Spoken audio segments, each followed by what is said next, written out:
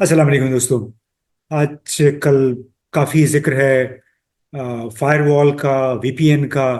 और ख़ास तौर पे जब से पाकिस्तान में एक्स यानी ट्विटर पे पाबंदी लगी और उसके बाद गुज़िश्ता 2-3 महीने से ये सुनने में आया कि हुकूमत मॉनिटरिंग को बड़ी सख्त करने जा रही है। ख़ास तौर पे जो सोशल मीडिया और जितने सोशल मीडिया नेटवर्क्स हैं, कम्युनिकेशन जो है उसको ये कहा गया कि कंट्रोल करने की कोशिश की जा रही है। उससे बहुत सारे तहफ़्फ़ुज़ात, खदशात भी उठे।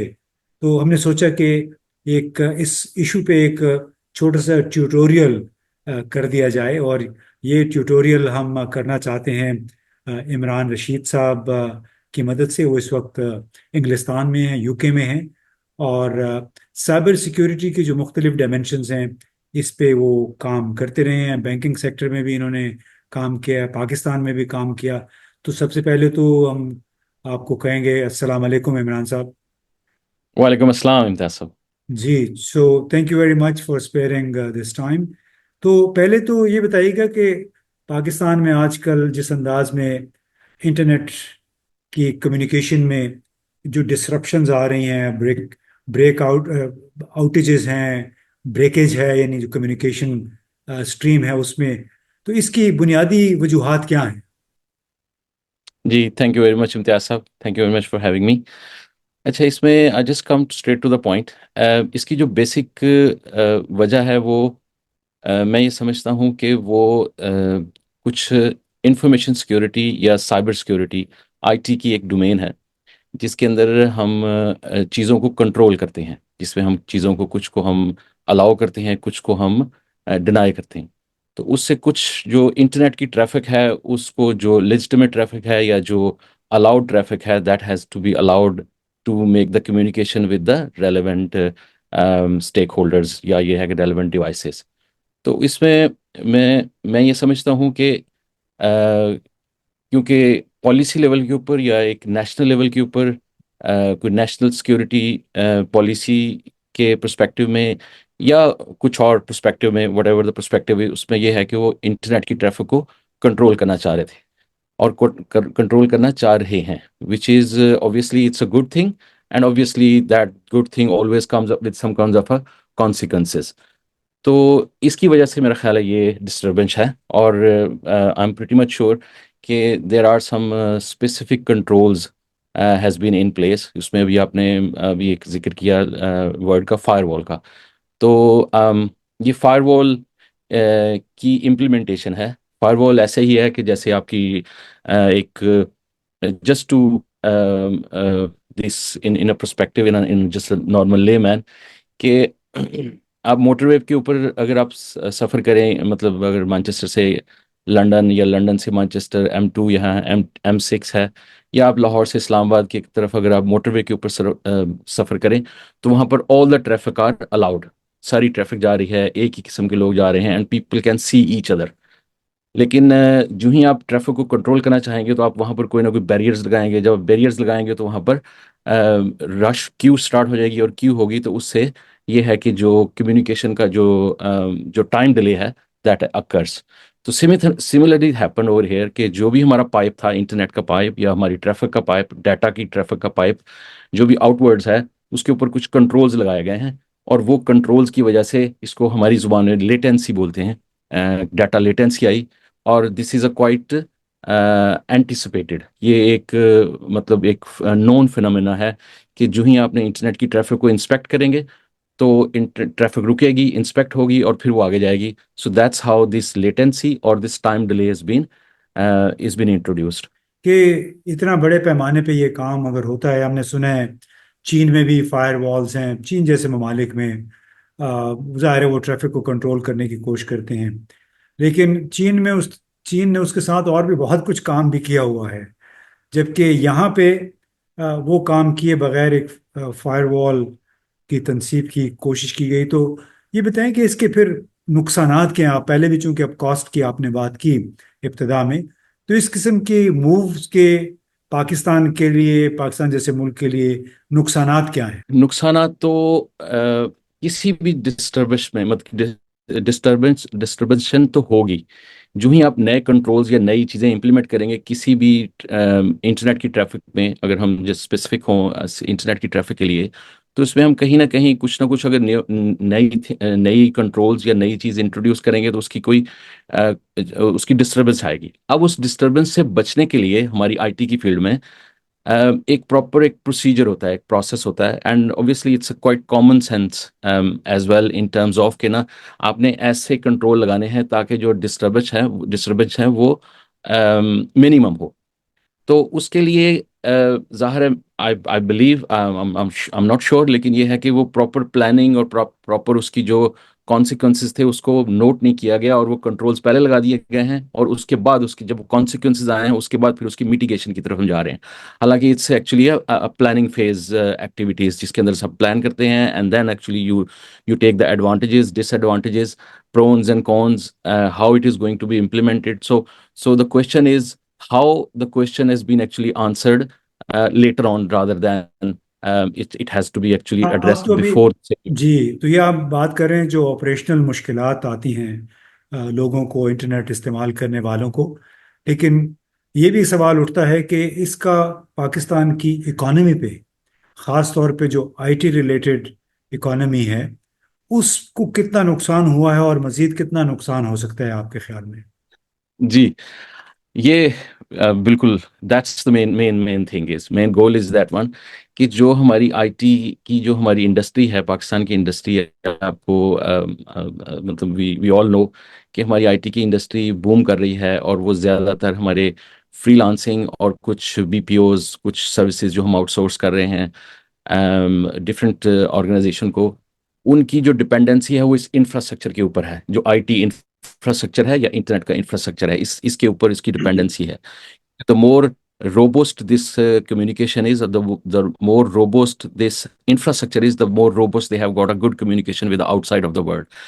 अब इस चीज को केटर करने के लिए कि हमारी वो डिस्टरबेंस कम से कम रहे या होनी चाहिए, उसकी ज़ाहिर है हम प्लानिंग, आई डोंट नो की यानी कि, लेकिन ये है कि दैट हैज हैपेंड, कि वो डिस्टर्बेंस आई। अब उस डिस्टर्बेंस की वजह से क्या कम्युनिकेशन थी, जो कंपनीज थी वो आउटसाइड कंपनीज के साथ कम्युनिकेशन नहीं कर सकी, इंटरनेट की लेटेंसी आई, उसके अंदर से इंटिमिडेशन आनी शुरू हुई। उसके बाद लोगों की क्लाइंट्स जो थे that are not very much happy about the delivery time, about the deliverables that not been met. So इसके नुकसान तो हुआ है। हमारी तो इंडस्ट्री है, ये आपको पता है, अबाउट 3 to 4 बिलियन की है इंडस्ट्री है आईटी की पाकिस्तान में। उस 3 to 4 बिलियन की आईटी की इंडस्ट्री में भी अभी ये जो अभी जो प्रॉब्लम आया है, जिसकी वजह से हुआ है, तो मेरा ख्याल है इसमें हम around 300 million, I was just looking the report other day, Pasha की रिपोर्ट थी, तो उसने ये बताया कि अबाउट 300 to 400 मिलियंस का अभी जो है इमीडिएट जो है ना जो लॉस हुआ है।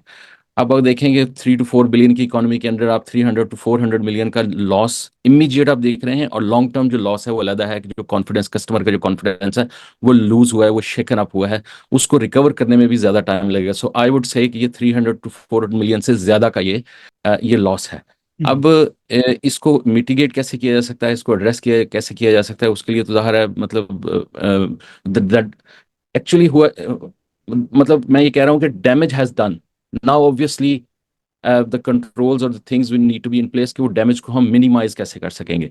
तो उसके लिए वो यही है कि इंटरनेट का पाइप बड़ा हो, उसके ऊपर जो कंट्रोल्स हैं वो मोर रोबस्ट हों, जो भी हम कंट्रोल लगाना चाह रहे हैं, और ये है कि हम लोगों के लिए कम्युनिकेशन को मोर इजी करें, रादर देन को उसको रिस्ट्रिक्ट करें। ऑब्वियसली कंट्रोल होना चाहिए, and this is one of the thing which any country, or even though company level, the policy is there that the traffic must be controlled in terms of the communication, कि वो legitimate traffic जाए, ना कि illegitimate traffic हो, या illegitimate हमारी communication हो सके।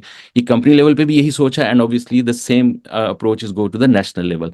Obviously the national levels devices different होंगी, टेक्नोलॉजी डिफरेंट होगी, लेकिन ये है कि बेसिक जो फंडामेंटल है वो यही है कि control traffic with the maximum availability of that services, और ऑफ दैट पर्टिकुलर जो भी हम सर्विसेज दे रहे हैं उसके लिए। अच्छा, इसमें ये बताएं आपका क्या रद्द अमल था जब इस पे हंगामा बहुत हुआ और फिर लोगों ने वीपीएन इस्तेमाल करना शुरू कर दिया।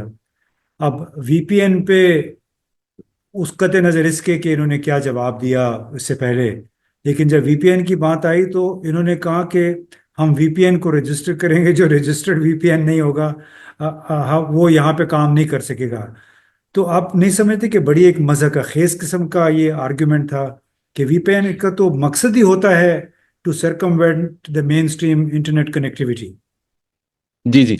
अच्छा, इसमें इसको वीपीएन को थोड़ा सा मैं एक लेमैन टर्म में एक्सप्लेन करने की कोशिश करता हूँ कि अभी मैंने पहले एक एनालॉजी ड्रॉ की थी कि मोटरवे पे जा रहे हैं, अगर आप लाहौर से इस्लामाबाद की मोटरवे पे जा रहे हैं तो आपके पास फ्लो ऑफ ट्रैफिक जा रहा है। अब वीपीएन असल में होता यह है कि आप ये कहते हैं कि मैंने नॉर्मल जो लेन है ना, जो मेरी जो वन वन गो जो 4 लेन्स हैं, मैंने अपनी गाड़ी या अपनी जो व्हीकल है उसको उसके ऊपर ट्रेवल नहीं करना, बल्कि मैंने दरमियान में एक और अपनी एक लेन जो है ना वो बिछा देनी है।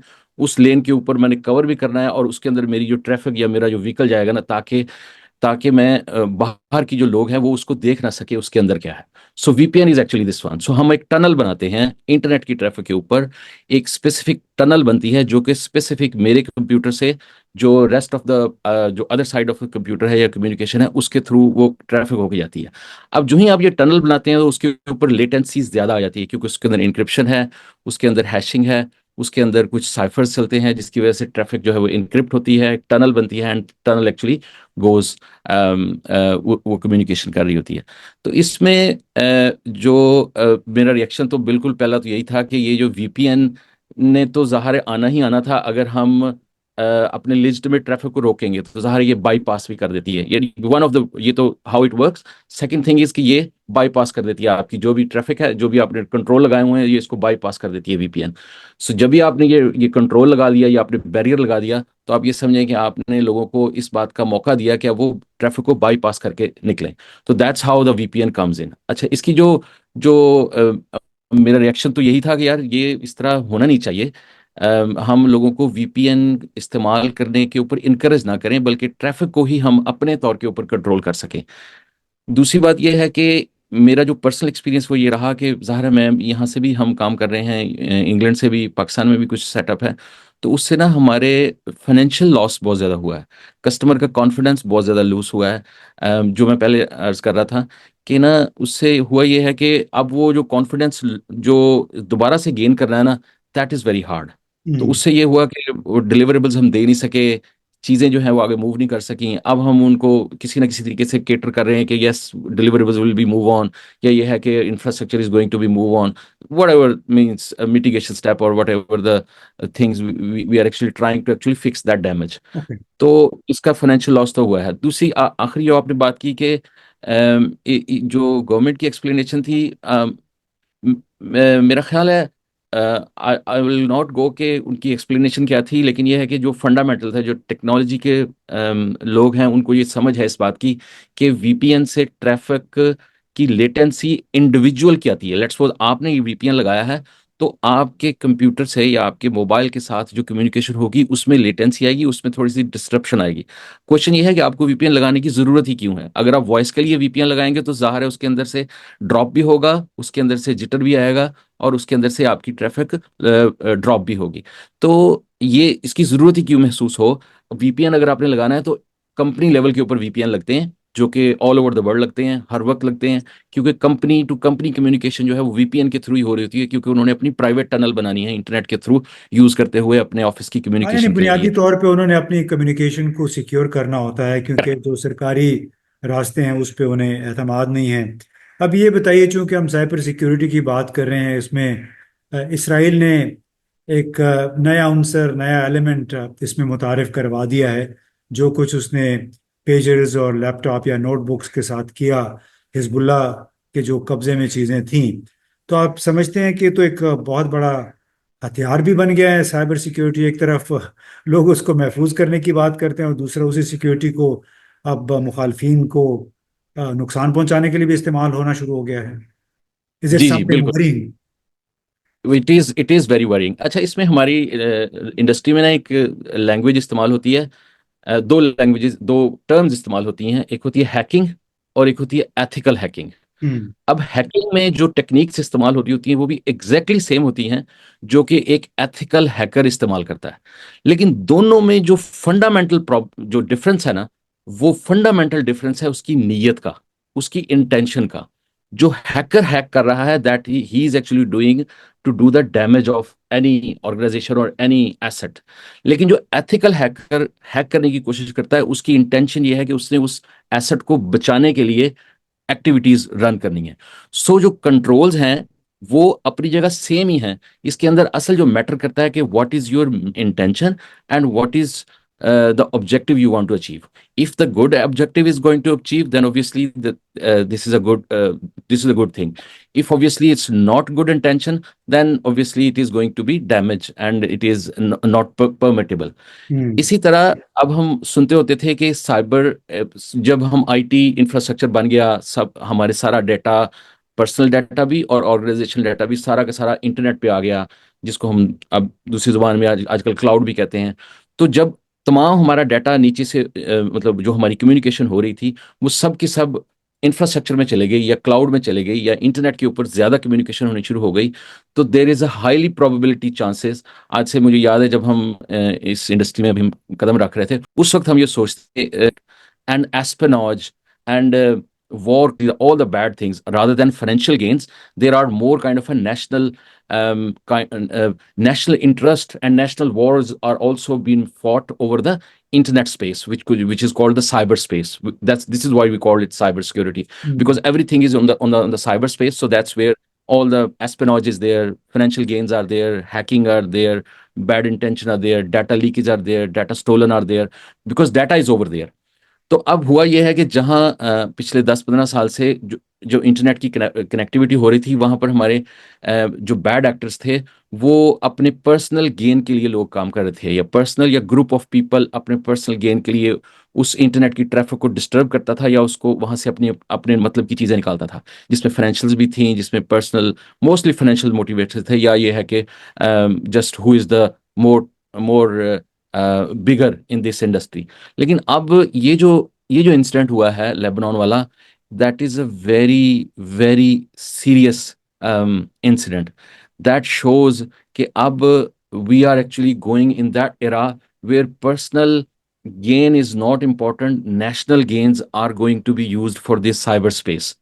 अब देखें, ये यूएन का रेजोल्यूशन है, ये यूएन का लॉ है, उसका एक सेक्शन है उसके मुताबिक कि आप कोई भी ऐसी डिवाइस नहीं बना सकते, ऐसी डिवाइस के ऊपर कोई ऐसा एक्टिविटीज नहीं कर सकते जो कि पर्सनल यूज के ऊपर होंगी, इन terms of any any kind of a damage और फिजिकल डैमेज आप किसी को देने के लिए ना, उस डिवाइस को आप नहीं इस्तेमाल कर सकते। और this is exactly what happened in this incident, in Lebanon incident, कि इसके अंदर से इसराइल ने जो पर्सनल यूज की जो चीजें थी, जिसमें पेजर था और वॉकी टॉकी थी, ये दो ऐसी चीजें जो कि पर्सनल यूज के लिए थी, उसको उसने ना सिर्फ उसके ऊपर इम्प्लांट किया, और फिर साइबर सिक्योरिटी की ही कुछ वनरेबिलिटीज थी, कुछ हैक्स थे, जो कि हमारी जुबान में या हमारी दुनिया में we are very well aware कि ये यहाँ पर चीजें हैं जिससे आप इसको एक्सप्लॉइट करके इसके अंदर जाकर कोई भी डैमेज कर सकते हैं।